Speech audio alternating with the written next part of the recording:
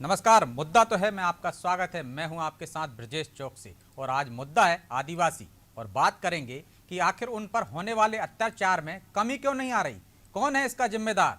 प्रदेश में 22% आदिवासी हैं और राजनीतिक दल उन्हें लुभाने के लिए कोई कोर कसर नहीं छोड़ रहे। कोई दल बड़े बड़े वादे कर रहा है तो कोई सौगातें देने में लगा है, लेकिन आदिवासियों पर अत्याचार का आंकड़ा कम नहीं हो रहा और हर बढ़ते आंकड़े के साथ सियासत भी बढ़ रही है। नेमावर में आदिवासी परिवार की हत्या और अब सियासत सिवनी में गौमांस की तस्करी के शक में 2 आदिवासियों की निर्मम हत्या से फिर सियासत तेज हो गई है। विपक्षी दल कांग्रेस ने हमेशा की तरह फिर एक कमेटी बनाई है, तो दूसरी तरफ सत्ता पक्ष सख्त कार्रवाई की बात कहते हुए विपक्ष के कदम पर निशाना साध रहा है। लेकिन सवाल वही, क्यों नहीं थम रही घटनाएं? क्या सिर्फ इन घटनाओं पर सियासी रोटियां सेंकी जा रही हैं या वाकई में सत्ता पक्ष और विपक्ष दोनों गंभीर हैं? और क्या कांग्रेस की कमेटियां कर पाएंगी कोई मदद? इसी पर चर्चा करेंगे, लेकिन पहले देखिए ये रिपोर्ट।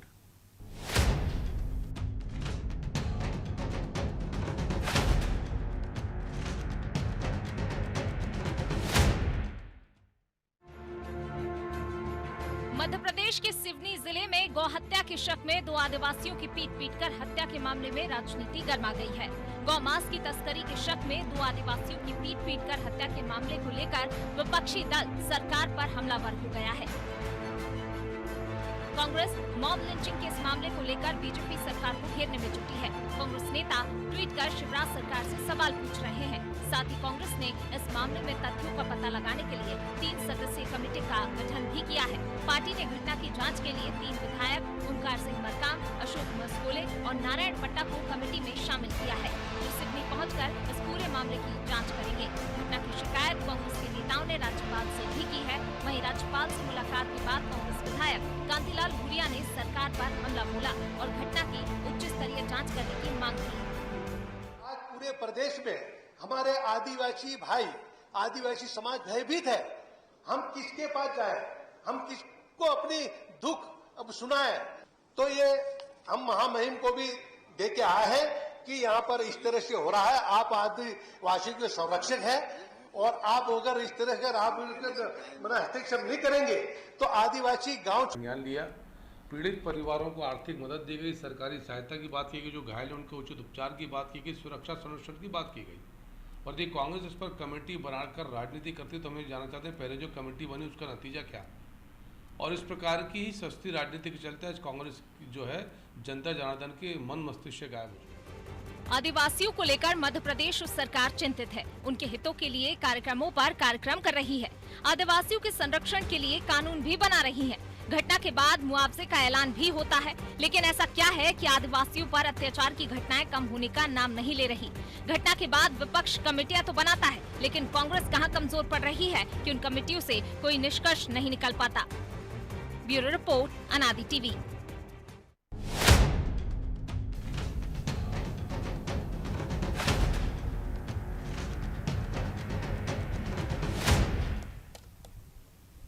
कमेटी पर कमेटी, इस मुद्दे पर चर्चा के लिए हमारे साथ मौजूद हैं सनवर पटेल बीजेपी से और अर्जुन सिंह बरघाट से कांग्रेस विधायक हैं। नीतीश अलावा जैस पदाधिकारी, कृष्णकांत गवंडे बजरंग दल से गोरक्षा प्रमुख, ये भी हमारे साथ जुड़ेंगे। हमारे साथ जुड़ गए हैं कांग्रेस विधायक। आपका बहुत बहुत स्वागत है अर्जुन सिंह जी। कांग्रेस ने फिर एक कमेटी बनाई है और बीजेपी तंज कस रही है कि ये कमेटियां सस्ती लोकप्रियता, सस्ती राजनीति करने के लिए बनाई जाती हैं, कोई नतीजा नहीं है। सरकार सख्त है, कार्रवाई करेगी। थोड़ी देर बहस कर लेता हूँ न्यूज चैनल। अर्जुन जी, खाली अर्जुन जी, आप मुझे सुन पा रहे हैं? कोई नहीं कि वहाँ जी, अरे वो थोड़ा आपकी आवाज नहीं आ रही। तमाम आवाज आ रही है अर्जुन आ रही जी, है पूरे आपके। जी अर्जुन जी, आप मुझे सुन पा रहे हैं? हाँ, आवाज आ रही है। मेरी आवाज आ रही है? जी आ रही है आपकी आवाज। अर्जुन जी, बीजेपी तंज कस रही है, सस्ती राजनीति कर रहे हैं आप लोग। कमेटी पर कमेटी बना देते हैं, पहले भी कमेटी बनी लेकिन कोई नतीजा नहीं निकला। सस्ती और महंगी राजनीति क्या होती है? सस्ती क्या होती है और महंगी राजनीति क्या होती है, जरा ये इनसे पूछें। यहाँ राजनीति वाला मुद्दा नहीं है, जी यहाँ एक सामाजिक न्याय का मुद्दा है। सामाजिक न्याय का मुद्दा है, आदिवासी समाज के सम्मान का मुद्दा है। जो किस तरीके से इन लोगों को घर से, हेलो, जी आपकी बात आ रही है, बोलिए। आ रही ना, जी किस तरीके से घर के अंदर जो सोए हुए हैं लोग, उनको उठा के बेरहमी से मारा जा रहा है, झूठा आरोप लगाया जा रहा है। ये क्या है? ये कौन सी राजनीति है? ये किस तरीके का शासन तंत्र है? ये बजरंग दल के लोग, श्री राम सेना के लोग, जो भारतीय जनता पार्टी के कार्यकर्ता हैं, ये भोले भाले लोगों को किस तरीके से धमकाना, चमकाना, ये इसको जरा इनसे पूछे भारतीय जनता पार्टी से। ये सस्ती और कौन सी राजनीति, सस्ती महंगी, ये क्या होता है? राजनीति के भी कुछ अलग अलग तौर तरीके हैं क्या? ये सामाजिक न्याय की बात है, और ये जो प्रदेश है आदिवासी समाज का प्रदेश। तो बीजेपी का ये कहना है कि एक घटना हुई है, उस पर सरकार एक्शन ले रही है, पहले भी एक्शन लिया, आर्थिक मदद पहुंचाई जा रही है, कार्रवाई की जा रही, तो उसमें सियासत क्यों कर रही है कांग्रेस? कोई सियासत की बात नहीं है।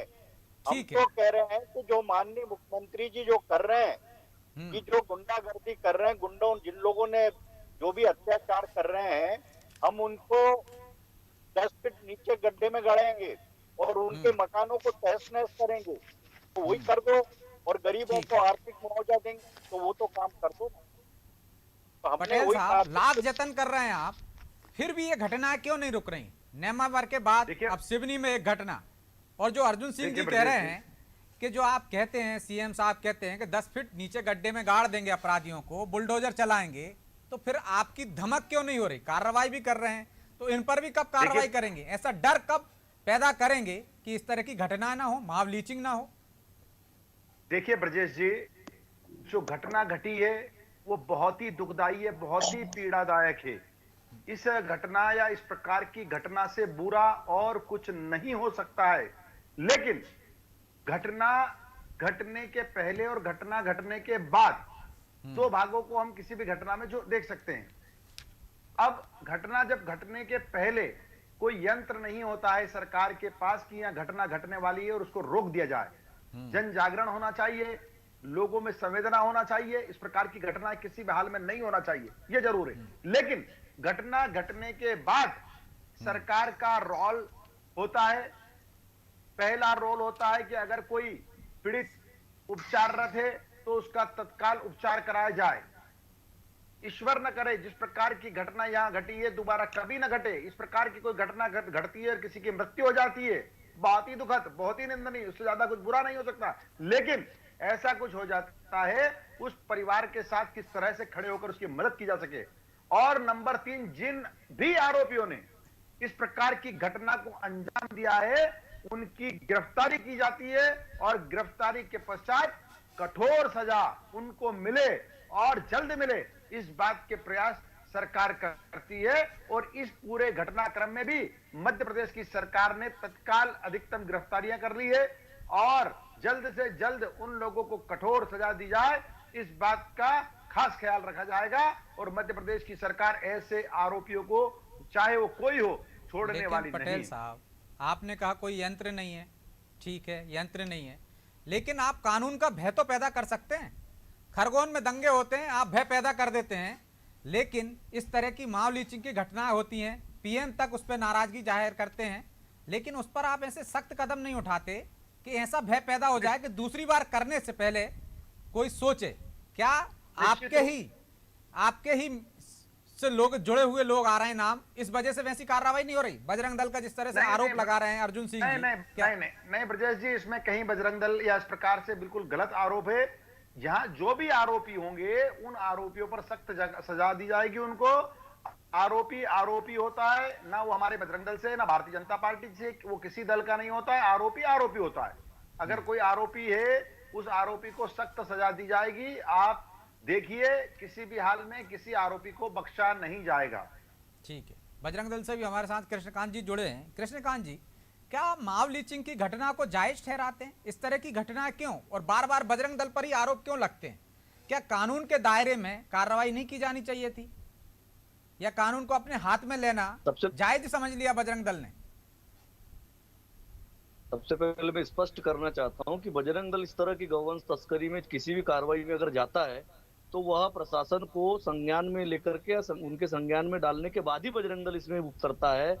वहां पर की भी घटना के अंदर ये बात आई है कि वहां के संयोजक ने एडिशनल एसपी साहब से बात की, या उस पूरे घटनाक्रम में प्रशासन भी साथ में रहा। उसके बाद में जो भी घटनाक्रम घटा हो उसकी प्रशासनिक जांच होकर के उन पर कार्रवाई होना चाहिए। भगवा गमछा डालकर कोई भी अगर रोड पर बात करेगा कि मैं बजरंग दल का कार्यकर्ता हूं, तो उसका मतलब ये नहीं हो जाएगा कि बजरंग दल का ही कार्यकर्ता है। मॉब लिंचिंग तो हमारे संतों के साथ होती है, मॉब लिंचिंग बजरंग दल नहीं करता, ये संतों के साथ में होती है। आप देख लो पूरा घटनाक्रम उठा करके, जहां जहां ये जो बातें करते हैं बड़ी बड़ी, इनकी जहां जहां सरकार है वहां संतों के साथ मॉब लिंचिंग होती है। लेकिन बजरंग दल कहीं भी कोई घटनाक्रम, आप ये बताइए कहीं भी आप कोई ही दो तरह की बातें कर रहे हैं। आपने कहा कि हमने एडिशनल एसपी को सूचना दी थी, प्रशासन के सामने घटनाक्रम हुआ। दूसरी बात आप कह रहे हैं कि कोई भी भगवा गमछा डालकर पहुंच जाएगा तो वो बजरंगी नहीं होगा। क्या वो बजरंगी थे या नहीं थे? जो कार्रवाई की सूचना आपने दी थी तो आपके लोगों ने कार्रवाई की है वो प्रशासन की मौजूदगी में? नहीं, या वो कार्रवाई करने वाले, मारने वाले कोई और थे? सूचना आपने दी थी। बजरंग दल के कार्यकर्ता नहीं थे वो। जो घटनाक्रम जो घटा है उसमें बजरंग दल के कार्यकर्ता कहीं भी नहीं थे। अगर आप इसकी सही जानकारी, तो प्रशासन वहां पर जो है उनके भी स्टेटमेंट आए हैं कि इसमें संघ या बजरंग दल का जो नाम लिया जा रहा था, जो लोगों ने आरोप लगाए हैं, तो उन्होंने स्पष्ट किया कि अभी इसकी कोई पूर्ण जानकारी नहीं कि बजरंग दल के कार्यकर्ता थे। लेकिन आपने अभी कहा ना, दर्शकों ने भी सुना होगा कि पहले एडिशनल एसपी को सूचना दी थी, तो सिर्फ सूचना दी थी, इसके बाद गए नहीं कार्रवाई के लिए। आपने कहा था दूसरे लोग जाके वहां में हत्या करे आए, मारे आए, वहां लीचिंग करे आए। गौ मांस पकड़ाया था उसकी सूचना पुलिस को संज्ञान में लेकर के दी गई थी। मैं ये कहना चाह रहा हूँ, उसके बाद में अगर बजरंग दल का कार्यकर्ता उस घटनाक्रम में वहीं पर लिप्त था तो उसकी वही गिरफ्तारी हो जाती। ठीक है, बाद में क्या घटनाक्रम हुआ उन्हें ले गया वहां पर जानकारी। लेकिन कांग्रेस तो कह रही बजरंग दल के लोग हैं इसलिए कार्रवाई में ढिलाई बरती जा रही है। उन लोगों ने तो सीधे सीधे आरोप लगा रहे हैं। भूरिया जी राज्यपाल से मिले और आरोप लगाए हैं। बजरंग दल पर तो हमेशा से आरोप लगा है। माननीय दिग्विजय सिंह जी आरोप लगाते हैं कि ये हिंदू आतंकवादी है, तो अभी तो आरोप लगाने का कार्य उन लोगों का है, तो आरोप लगाएंगे हम लोगों के ऊपर। तो आरोप से कोई फर्क नहीं पड़ता। लेकिन मैं तो ये मांग करूंगा कि अगर इसमें कोई भी जिस प्रकार की जिन लोगों ने घटनाक्रम में लिप्त है वो उसकी सही जांच करके उन पे कार्रवाई की। ठीक है, जो भी लिप्त हो उस पे कार्रवाई होना चाहिए। नीतीश अलावा भी हमारे साथ जुड़े हुए हैं, जयेश से हैं।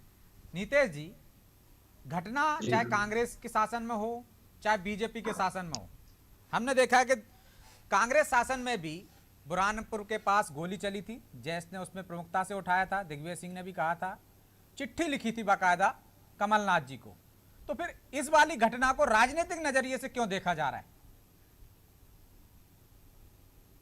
देखिए कांग्रेस हो या जी, देखिए हम लोग देख रहे हैं, जब से हम लोग समझदार हुए हैं, पढ़ने लिखने लग गए हैं, संविधान को जानने लग गए हैं, तब से एक चीज तो समझ में आ रहा है कि जितने भी राष्ट्रीय राजनीतिक दल है सब ने आदिवासियों का उपयोग किया है। आवाज बढ़ाइए, थोड़ा स्लो आ रही है।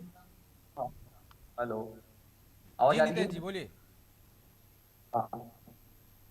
जब से देश आजाद हुआ, जब संविधान लागू हुआ है, जब से वोट बैंक की राजनीति हुई इस देश में, दोनों ही राजनीतिक दलों ने, ये कांग्रेस बीजेपी के चक्कर में हमेशा आदिवासियों का नुकसान होता है, पिसाता रहा है। आज तक किसी को ऐसा नहीं लगा कि हमको कोई राजनीतिक संरक्षण मिल रहा हो या फिर उससे हमारा समाज कहीं आगे जा रहा हो। आप देख सकते हो, इससे पहले मध्य प्रदेश की बात कर रहा हूँ, एनसीआरबी की रिपोर्ट आप यदि देखते हो तो मध्य प्रदेश में सर्वाधिक जो क्रिमिनल आंकड़े हैं वो आदिवासियों के ऊपर बढ़ते हुए नजर आ रहे हैं। अब मैं आपसे ये पूछना चाह रहा हूँ, आपके चैनल के माध्यम से, ये जो वक्ता प्रवक्ता और जिम्मेदार लोग हैं, इनसे ये पूछना चाह रहा हूँ, क्या ये बता सकते हैं कि वो लोग कौन है, आदिवासी लोग कौन है जिनको आपको किसने सर्टिफिकेट दिया कि किसी को भी चलते फिरते पकड़ के मार दो, घर में घुस के मार दो? लेकिन जो आपने कहा है कि कांग्रेस और बीजेपी, ठीक है, आपकी बात सही है कि चलते फिरते किसी को क्यों मार दिया, किसको अधिकार दिया? कानून को अपने हिसाब से काम करना चाहिए। यदि गौमांस था तो उसके बाकायदा नियम है। संविधान से चलता है, ये संविधान से चलता है, कानून से चलता है, तो ये लोग कौन है जो कानून को नहीं मान रहे?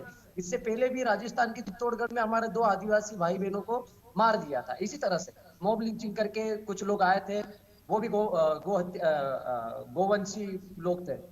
तो इस तरह से आप चलते फिरते किसी के भी पकड़ के मारने लग जाते हो, तो ये आपको अधिकार किसने दिया? आप कौन होते हो? किसने अधिकार दिया? ये सही बात है, आपका सही सवाल है, लेकिन आप आरोप दोनों दलों पर लगा रहे हो, चाहे कांग्रेस हो चाहे बीजेपी हो। नीतीश जी, आपने कहा कि वोट बैंक की राजनीति करती है। नीतीश जी, आपने कहा वोट बैंक की राजनीति करती हैं, तो वोट बैंक की राजनीति करती हैं तो फिर जैस ने क्यों कांग्रेस को समर्थन दिया? क्यों आप उनसे छले जा रहे हो? सुनिए, मेरी बात सुनिए। उस समय परिवर्तन की लहर थी, जयस ने पूरा समर्थन दिया, ऐसा कुछ नहीं है। एक विधायक के जाने से, किसी एक पदाधिकारी के जाने से पूरा जयस नहीं होता। यदि ऐसा होता तो हमारे यहाँ उपचुनाव हुआ था अभी 6 महीने पहले, क्यों बीजेपी की सीट आई? दूसरी जगह भी उपचुनाव में बीजेपी आई ना, ऐसा नहीं है। लोग देखते हैं, समझते हैं, समय के साथ में बदलाव आता है, लेकिन जो देश में माहौल बनाया जा रहा है, आप देख लो, दिल्ली में देख, खरगोन में देख लो, हमारे ट्राइबल क्षेत्रों में बाहर के लोग घुसपैठ कर रहे हैं, हमारे ही लोगों को जमीनों से बेदखल कर रहे हैं। किसी के घर में बुलडोजर चल रहा है, गरीबों के आशियाने तोड़ रहे हैं। एक घर बनाने में सैकड़ों वर्ष लग जाते हैं। हमारे यहाँ तो आदिवासी लोग बेचारे गुजरात मजदूरी करके पैसा इकट्ठा करके लाते हैं। यदि क्रिमिनल है, कोई क्राइम करता है, तो बाकायदा उसको सजा दीजिए, लेकिन ये तरीका गलत है। अभी मैं देख रहा हूँ एनसीआरबी की रिपोर्ट, आप खुद जानते हो, मध्य प्रदेश में सबसे ज्यादा जो क्राइम हो रहे हैं, जो जुर्म हो रहे हैं, वो आदिवासी क्षेत्रों में गैर आदिवासियों द्वारा किए जा रहे हैं, और उन पे जुर्म थोप के उनको जेलों में ठूस दिया जा रहा है। आज से 10 साल पुरानी रिपोर्ट भी देखोगे, एक छोटे से सवाल का जवाब दीजिए। क्या जो आंकड़े बड़े हैं, एनसीआरबी के आंकड़ों की आप बात कर रहे हैं, ये अभी के बड़े हुए हैं, आपने इस पे स्टडी की है, या पुराने भी आंकड़े हैं? दोनों सरकारों के आंकड़े हैं कि आज अत्याचार बढ़ गया है, पहले नहीं था, ऐसा कुछ है क्या? ऐसा कुछ नहीं, पहले भी था, लेकिन अब जो मुद्दे बन रहे हैं वो कुछ ज्यादा ही तरीके से हाईलाइट हो रहे हैं और ज्यादा ही तरीके से हो रहे हैं, और उसमें कहीं ना कहीं ऐसा लगता है कि राजनीतिक संरक्षण है किसी को। अब देखो, कोई भी चलते फिरते आदमी को हत्या के नाम पर अभी मुद्दे हाईलाइट हो रहे हैं तो उसका फायदा ही होता है ना। यदि मुद्दे हाईलाइट होंगे तो न्याय भी मिलेगा। पहले हाईलाइट नहीं होते थे, पहले भी अपराध होते थे। अर्जुन सिंह जी, आपकी सरकार में भी अपराध होते थे। जो मैंने एक बुरहानपुर की घटना का जिक्र किया है, सिवाल गांव में वन विभाग आदिवासियों के बीच झड़प हुई थी, गोली चली थी, जैस ने भी मांग की थी और दिग्विजय सिंह ने भी की थी। 2000 में आदिवासियों के देश में, जब 2003 से पहले की बात करें हम, तो देश में अपराध के, कुल अपराध के मामलों में मध्य प्रदेश 44% था, आदिवासी स्त्रियों के मामले में 60% था, अपहरण के मामले में 54% था देश में। तो अपराध तो आपके टाइम में भी हुए, फिर यह सियासती तो हुई कि आज आप आरोप लगा रहे हो, जबकि आज की तारीख में हम देखें आज भी नंबर 1 है, लेकिन ये 3 साल में बढ़ोतरी हुई है। मैं आऊंगा पटेल साहब आपके पास, जवाब ले लेता हूं। तो अपराध तो आपके समय भी होते हैं, अब भी हो रहे हैं, तो फिर आप सियासत क्यों, ठोस कदम क्यों नहीं? आप कमेटी बनाते हैं तो कोई ऐसा निष्कर्ष क्यों नहीं निकालते, कि सिफारिशें क्यों नहीं करते कि जिससे सरकार भी उस पर मजबूर हो और विपक्ष भी तेज आवाज उठाए?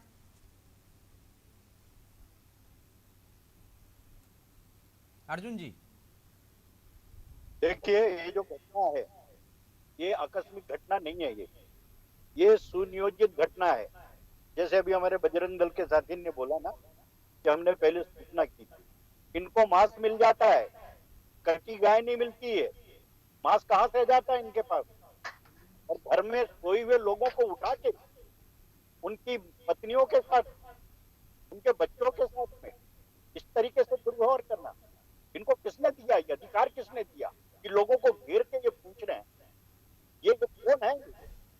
ये लोगों को ये चाहिए, ये भारत के रहनुमा है, चाहिए इस देश के रहनुमा है। इस देश में सबसे ज्यादा आदिवासी हैं, और जहां मध्य प्रदेश की बात मैं कर रहा हूँ, ये मध्य प्रदेश जी, देश में सबसे ज्यादा मध्य प्रदेश में तमाम सब्जियां ही आदिवासियों का बदौलत है। और जो कुरई की जो मैं बात कर रहा हूँ ना, ये कुरई में जो जिले में, हमारे सिवनी जिले में सबसे ज्यादा रेवेन्यू अगर जाता है तो ये कुरई से जाता है और आदिवासियों को बदौलत जाता है जी। इनके। लेकिन जो जैस भी तो आरोप लगा रही है कि आपने भी वोट बैंक समझा है, सिर्फ दोहन किया है, और मेरे सवाल का जवाब नहीं दिया आपने कि घटनाएं तो आपके समय भी होती थी, तो फिर आप सियासत क्यों? मैं जैस की बात नहीं करता हूँ, मैंने सिर्फ ये बोला था कि अभी जो मुख्यमंत्री जी जिस तरीके से बुलडोजर चला रहे हैं गुंडों के ऊपर, तो ये गुंडागर्दी नहीं है, इसको गुंडागर्दी नहीं कहोगे। किसी के घर से उठा के लोगों को मारना और और इतना मारना कि मार डाला, ये गुंडागर्दी नहीं है।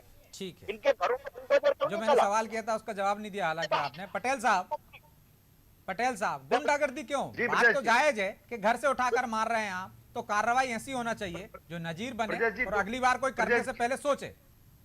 कि आप भी ब्रजेश जिस जी, तरह दोनों से बात- नीतीश जी कह रहे हैं कि कांग्रेस ने वोट बैंक समझा, आप भी वोट बैंक ही समझ रहे हैं बस। देखिए ब्रजेश जी, मैं दोनों बातों का जवाब देने का प्रयास करता हूं।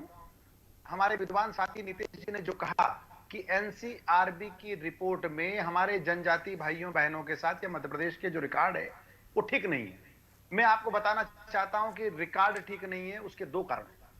लेकिन उसके बाद अगर कोई एफआईआर होती है तो एफआईआर के बाद वही एनसीआरबी की रिपोर्ट यह कहती है कि मध्य प्रदेश में सर्वाधिक प्रोसिक्यूशन ने अपना काम किया है। मतलब कि जब कोई एफआईआर होती है, किसी के ऊपर अपराध किया होता है, तो सजा दिलाने में भी मध्य प्रदेश नंबर 1 है। ये वही एनसीआरबी की रिपोर्ट कहती है। तो यही संवेदनशीलता है, यही सुशासन है, यही सुशासन है। एनसीआरबी की रिपोर्ट कहती है ये। नितेश जी, ये उसी एनसीआरबी की रिपोर्ट कर रही है जिसका आपने हवाला दिया है। ये जिसका आपने कहा है वही एनसीआरबी की रिपोर्ट कहती है। और जो 3 साल में आंकड़े बढ़े हुए हैं नीतीश जी, जो 3 साल में आंकड़े बढ़े हुए हैं उसमें 1.5 साल कांग्रेस की सरकार भी शामिल है। नंबर 2 ये कि कृष्णकांत जी ने स्पष्ट कर दिया है बजरंग दल का कोई भी अधिकृत व्यक्ति उसमें शामिल नहीं था। ये बजरंग दल ने स्पष्ट कर दिया है। नंबर 3, भारतीय जनता पार्टी की सरकार संवेदनशील सरकार है, आरोपियों को छोड़ा नहीं जा, किसी भी आरोपी को बख्शा नहीं जाएगा, कठोर से कठोर सजा आरोपी को दी जाएगी। ये भारतीय जनता पार्टी की सरकार है और जनजाति भाई बहन हमारे लिए सर्वोच्च पर है। कांग्रेस ने कभी भी जनजाति भाइयों बहनों को सम्मान देने का काम नहीं किया।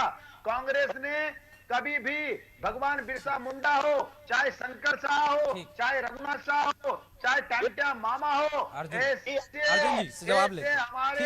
ठीक है पटेल साहब। अर्जुन जी कुछ कहना चाह रहे हैं। अर्जुन जी, जब अर्जुन जी कांग्रेस किस आधार पर आरोप लगा रही है कि बजरंग दल के लोग हैं, बजरंग दल ने क्लियर कर दिया, कोई ऐसे प्रमाण है कि बजरंगियों ने जो कार्रवाई की है, जो मारपीट की है, वो आरोपी हैं उसमें? जानते हैं, वो जानते हैं मारा गया है, वहाँ के लोग जानते हैं, पहचान बजरंग दल और राम सेना के लोग चिन्हित कर दिया गया, सक्रिय कार्य करता है वो। और ये सुनियोजित है, ये कोई अचानक घटना नहीं घटी। और ठीक है, ये तो आगे जांच में पता चल जाएगा सुनियोजित घटना है या अकस्मात ऐसी घटनाक्रम हुआ है, जो भी है। लेकिन कानूनी कार्रवाई होनी चाहिए, सख्त कार्रवाई होनी चाहिए, क्योंकि माव लीचिंग को जायज कोई नहीं ठहरा सकता। ये दुर्दांत अपराध है और इस तरह से निर्मम हत्या किसी की नहीं की जा सकती। बहरहाल अब समय इजाजत नहीं देता, इसलिए चर्चा को यहीं विराम देंगे। आप चारों मेहमानों का बहुत बहुत शुक्रिया। तो सियासत नहीं होना चाहिए। यदि आदिवासियों पर अत्याचार हो रहे हैं, अपराध हो रहे हैं, तो उसको एक अपराध की दृष्टि से लेना चाहिए और सख्त कार्रवाई करना चाहिए। जैसे अन्य मामलों में सरकार कार्रवाई कर रही, इसमें भी मुझे लगता है कि सरकार को ऐसी कार्रवाई करनी चाहिए कि भविष्य में मध्य प्रदेश में माव लीचिंग से पहले जो भी लोग हैं वो सोचें इस बारे में कि यदि ऐसी कार्रवाई करेंगे, ऐसे हथकंडे अपनाएंगे, तो निश्चित तौर पर उनके साथ भी सलूक वैसा ही होगा और उन पर सख्त कानूनी कार्रवाई होगी।